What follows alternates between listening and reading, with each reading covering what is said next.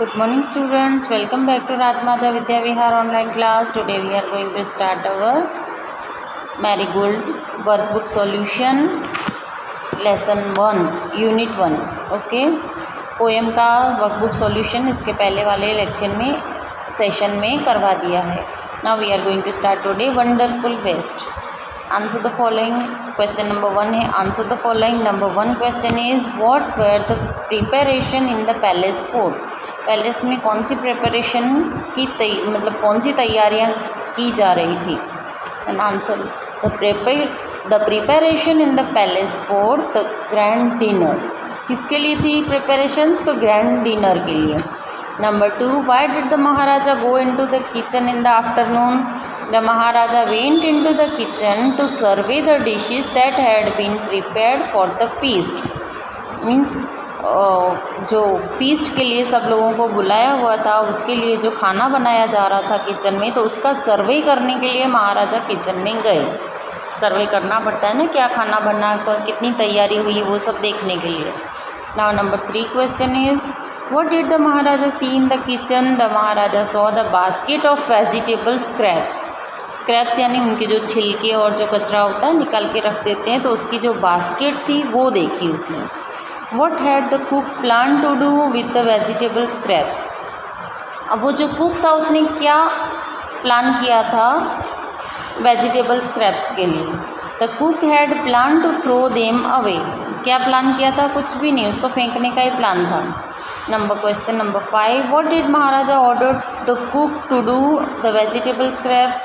The maharaja order the cook to find way to use vegetable scraps. Means उसको क्या बोला कि जो वेजिटेबल स्क्रैप्स है उसका कोई तरीका ढूंढो यूज़ करने का, फेंकना नहीं है उसको. Now number 6 question is what did the cook do with the vegetable scraps. अब महाराजा ने ऑर्डर दिया, उसके बाद वो कुक ने क्या किया उसका. The cook washed and cook the vegetable scraps and made a new dish. Wash किया, उसको कुक किया और उसमें से एक न्यू डिश बनाई. Number 7 what did the cook name the new dish. The cook name the new dish AVL. AVL new dish को नाम दिया है. Now question number 2 is right the correct option. Number 1 question is the maharaja went into the kitchen to. Maharaja kitchen में क्यों गए? D is the correct one. Survey the dishes made for the feast.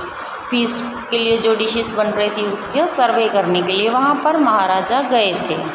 Number 2 the maharaja saw a basket of. कौन सी basket देखी? तो A is the correct one, vegetable scraps.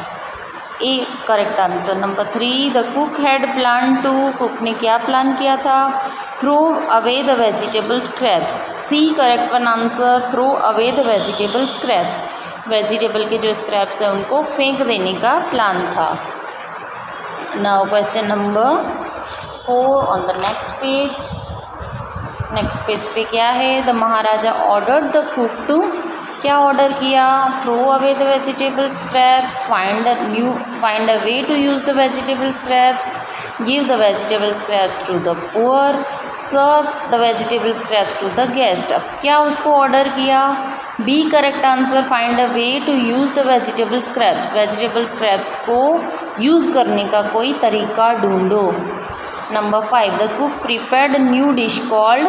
Cook ने जो नई डिश बनाई उसका क्या नेम रखा? तो एवियल. एवियल स्पेलिंग आप ध्यान रखना, अवेल भी लिखा है और एवियल भी लिखा है, तो आपको एवियल न्यू डिश का नेम लिखा है. A is the correct answer. Now state the whether the following are true और फॉल्स. ट्रू हैं कि फॉल्स हैं. The king had ordered a dinner in the palace. Palace में डिनर का ऑर्डर किया, तो yes this one is correct answer. True. Number 2 is no one had heard of और tasted avial before. Avial इसके पहले किसी ने भी टेस्ट नहीं किया था. ट्रू, क्योंकि वो फर्स्ट टाइम स्क्रैप्स में से बना हुआ था. Number 3 the cook had plan to make another dish using the vegetable scraps. Cook ने न्यू डिश कोई बनाई उस वेजिटेबल स्क्रैप को यूज़ करके. मतलब पहले से ही उसका प्लान था न्यू डिश बनाने का, तो पहले से प्लान नहीं था, महाराजा का ऑर्डर है उसके बाद प्लान बना. So this one is false answer. Number 4 write the meanings of the words. Meanings लिखनी है हमको. First is grand. तो ग्रैंड का मीनिंग होता है लार्ज और magnificent. Number 2 is to survey, survey का मीनिंग होता है to observe, to study of opinion, means to observe करना, अच्छे से ऑब्जर्व करना, या तो जो सब लोग ओपिनियन देते हैं उसको स्टडी करना। Number 3 is to command, to order. Number 4 is sternly, sternly यानी स्ट्रिक्टली, महाराजा ने ऑर्डर दिया था ना, strictly. Number 5 in a fix, fix means एकदम खड़े हो जाना एक जगह पे। A hard situation to escape from, ऐसी हार्ड सिचुएशन जिसमें से बाहर ही नहीं निकल सकते। उसके बाद है number 6 to stare, stare means to look at someone for a long time, घूरना जोर से बोलते हैं ना, एक ही पर्सन को, एक ही मतलब to look at someone for a long time के लिए एक ही पर्सन को देखते रहना, उसको बोलते हैं घूरना, to stare. Number 7 tempting, refreshing या एंटिसिंग, इनवाइटिंग, तो इसको बोलते हैं tempting. Now number 8 is eager, curious. Number 9 is come to one's mind, to be remembered. Okay, तो ये हो गई हमारी मीनिंग्स।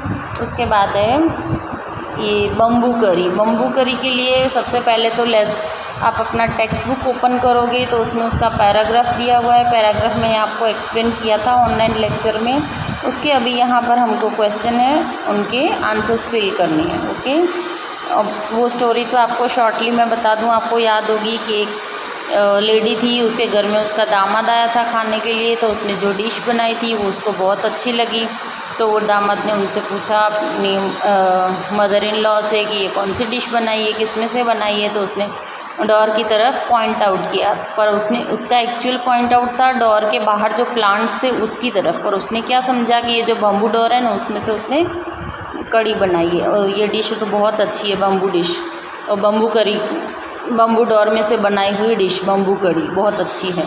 तो उसने क्या किया, हमारा जो विलेज है वहाँ तो बम्बूज मिलते नहीं है, इसके लिए उसने क्या किया, वो अपनी मदर इन लॉ का डोर ही तोड़ के साथ में लेके गया और अपनी वाइफ को बोला कि इसमें से डिश बनाओ, तुम्हारी मम्मी ने कितनी अच्छी डिश बनाई थी, ऐसी सेम डिश मुझे बना के दो।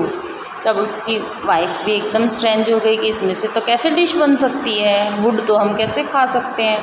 तो बोले तुझे नहीं आता, चल मैं हेल्प करता हूँ, उसको कटिंग करके देता हूँ। फिर वो डोर के छोटे छोटे पीसेस कट करके दिए, फिर उनको बॉईल किया बहुत देर तक बॉईल किया। उसके बाद फिर टेस्ट किया तो लेकिन वो तो एकदम हार्ड ही था, तो बोले ये तो सॉफ्ट हो ही नहीं रहा है। फिर वापस उसको और बॉईल किया, लेकिन फिर भी सॉफ्ट नहीं हो पाया, तो वो स्ट्रेंज हो गया कि क्यों ऐसा हुआ। फिर उसकी मदर इन लॉ से पूछा कि ऐसा क्यों हो रहा है, हमारे तो डिश बन ही नहीं रही है। तो वो हंसने लगे कि ये जो डिश थी वो बैम्बू डोर से नहीं, जो प्लांट आता है उसमें से बनाई है। ओके, चलो अभी देखते हैं इसके question answers. Number 1, the bridegroom left with the door of his in laws house because, वो डोर तोड़ के क्यों गया उसका, it was made of bamboo and there was no bamboo in his village, उनके विलेज में बम्बू नहीं मिलते थे और वो जो डोर था वो बम्बू का बना हुआ था। The bridegroom was unable to have bamboo curry in the end because, last में उसको बम्बू कड़ी मिली नहीं, क्यों नहीं मिली, it was made from bamboo shoot and not from the bamboo door, bamboo door में से नहीं बनी हुई थी कड़ी, किस में से बनी हुई थी, बैम्बू शूट में से। वो एक प्लांट था जो डोर के बाहर प्लांट वो पॉइंट आउट किया था, लेकिन उसने बैम्बू डोर समझा। Right the meaning of the word delicious, तो उसका टेस्टी। टू चॉप, तो उसका आएगा टू कट। कपल, तो pair. Two people who are married each other, एक दूसरे से मैरिज करते हैं वो कपल बन जाते हैं। फुलिशनेस, तो सेंसलेस या स्टूपिड। ओके, चलो अभी नेक्स्ट पेज पे देखते हैं ग्रामर पोर्शन। ग्रामर पोर्शन में सबसे पहले राइमिंग वर्ड्स। स्ट्रीट, तो उसका फीट, मीट। ब्लेज, तो maze, amaze.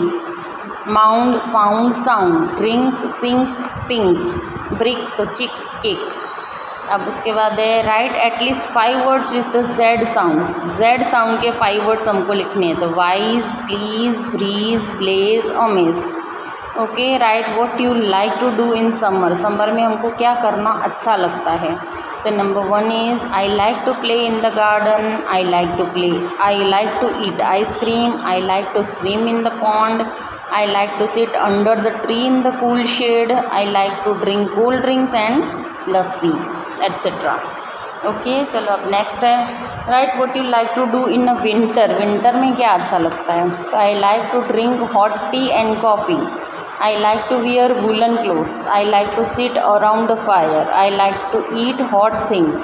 I like to sleep inside the blanket. Blanket के अंदर जाके सो जाना बहुत अच्छा लगता है. चलो अब नेक्स्ट क्वेश्चन है, underline the adjectives in the sentences. Sentences में जो एडजेक्टिव हो उनको अंडरलाइन करना है. Number 1 is the big red kite flew in the blue sky. Big red blue, ये तीन को अंडरलाइन करेंगे. नेक्स्ट है we wear light cotton clothes on a hot day. अब इसमें आएगा adjective light, cotton, hot. Number 3 is there are 2 pencils in the small box. 2 and small, ये दो हैं adjective. The old man looked at the cute little boy. Old, cute, little, ये तीन हो गए adjectives. There are many children who are poor but honest. Poor and honest and many, ये 3 हो गए adjectives.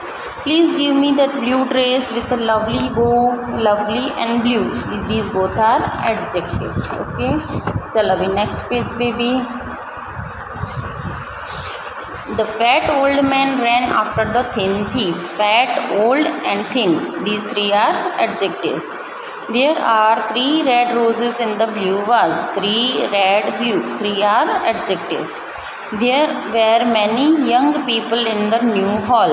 Many, young, new, these 3 are adjectives. The beautiful princess wore a pink gown. Beautiful and pink, these both are adjectives. Okay, now question number 6, fill in the blanks with appropriate adjectives. Adjectives से हमको blanks fill करनी है.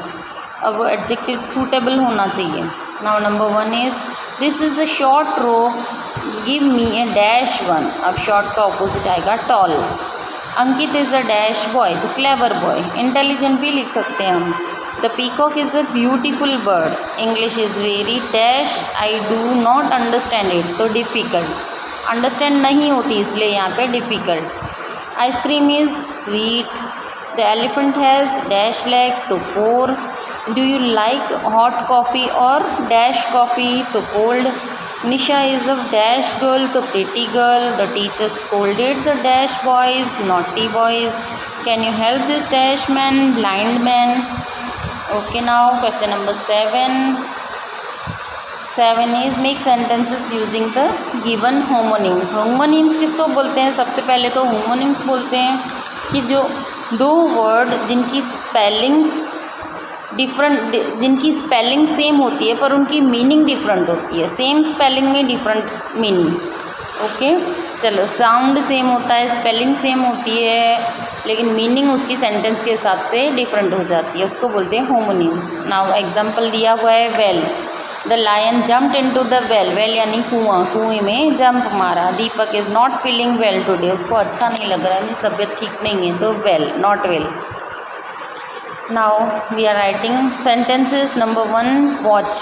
Rohan watches TV regularly. यहाँ पे watch verb है, TV देख रहा है. And now second sentence is my watch has broken. Watch, यहाँ पे watch, wrist watch जो हम पहनते हैं वो noun. Bear. The tree wouldn't bear fruits. ये tree है वो fruits नहीं देता, यहाँ पे verb है bear. Bear is not a wild animal. यहाँ पे bear एक animal का name है. Now number 3, address. Write your address at the top of the page. अपनी घर की एड्रेस लिखते हैं ना. दूसरा है verb. John address is the slab nurse. Slab nurse की तरफ एड्रेस यानी पॉइंट आउट करना, ध्यान खींचना. Number 4, fine. He did a fine job. इसमें फाइन यानी अच्छा, अच्छा काम किया. He paid a fine for rash driving. Paid a fine यानी उसको पनिशमेंट मिली, उसको फाइन भरना पड़ा, दंड भरना पड़ा, फाइन उसको बोलते हैं. Now number 5, iron. She irons her clothes carefully. अपने क्लोथ्स को आयरन केयरफुली करते हैं, जैसे जल ना जाए कपड़े. और दूसरे में आयरन जो है वो नाउन है. Iron is a useful metal. Metal है ना जिसमें से आयरन में से गेट बनते हैं बड़े बड़े से, लोहा, उसको आयरन बोलते हैं. Now number 6, can. Empty can must be thrown in dustbin. Empty cans यानी जिसमें से हम ड्रिंक ख़त्म करते हैं और जो कैन्स बचते हैं एम्प्टी, वो एक वेस्ट होता है, उसको हम थ्रो कर देते हैं डस्टबिन में. We can do our duties diligently. तो हम, ये वर्ब है can, helping verb. Now next है just, Reena has just come home. इसका जस्ट का मीनिंग एक ही होता है, दो नहीं होते, इसके लिए सेकंड सेंटेंसेस मैंने आपको यहाँ पे नहीं बताया है। नाउ नेक्स्ट है 8 number bank, you should deposit your cheque in bank. अपना चेक डिपॉजिट करते हैं जो बैंक में, उसको चेक बोलते हैं, बैंक बोलते हैं, बैंक में डिपॉजिट करने जाते हैं।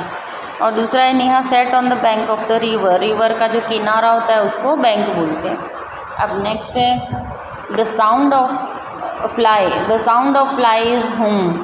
फ्लाइज का जो साउंड होता है वो हुम होता है। The birds fly in the sky, और दूसरा जो फ्लाई है वो है वर्ब, बर्ड्स फ्लाई करते हैं। Now 10 number is book, they book their tickets of show, show की टिकट्स बुक करते हैं, उसको बुक ये वर्ब होता है। और please give me a book of stories, stories की बुक, जो बुक अभी आपके हाथ में है वो बुक।